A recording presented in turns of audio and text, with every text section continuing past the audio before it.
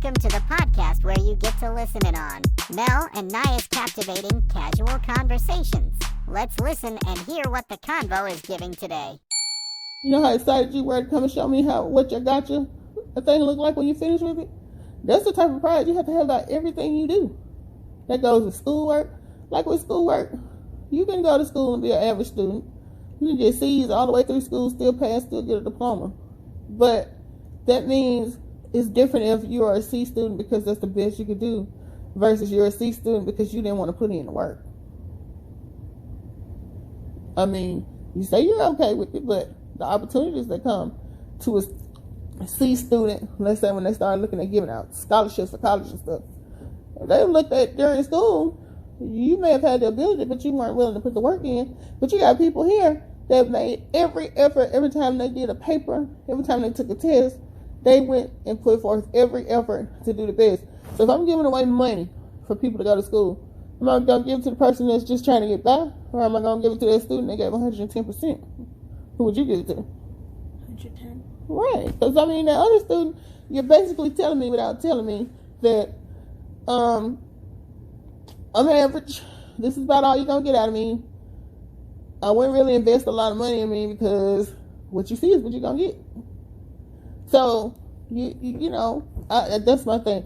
I'm not bashing you for saying that you don't want to be like this extremely super rich person, because I'm like that too. I don't have to be rich. I say that same thing. I'm like, I want to be comfortable. I want to not be able to worry about what bills I have or, you know, what I got coming. I don't want to go into panic when something happens and it's going to cost, like, let's say the car, I go out there right now and the car doesn't start and I take it to the shop and they tell me, well, Miss King, you got to get a new motor. And I'm like, well, how much is that going to cost? And they say, it's going to be $4,500.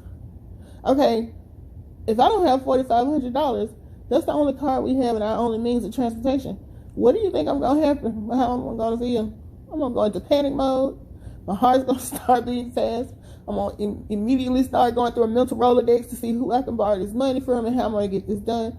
But if I have a comfortable life, and my version of comfortable is if something like that happens, I already got $10,000 sitting to the side somewhere that for emergencies like that, I can reach out and grab it, do it, and keep moving.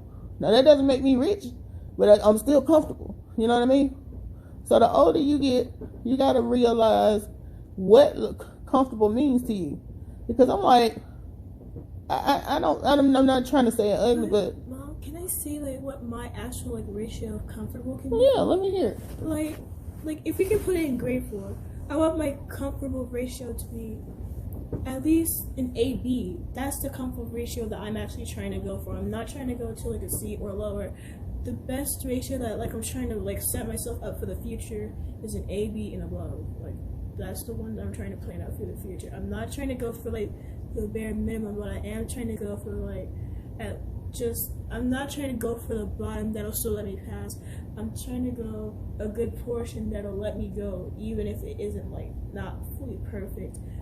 Just up there. I see. I'm sorry. You want to be on the upper level of comfortable. Like it's still professional, but it's not like all the way up there. That's the ratio that I'm trying to go for, but it can go. Well, let me ask you this: what is keeping you from wanting to take it to the max?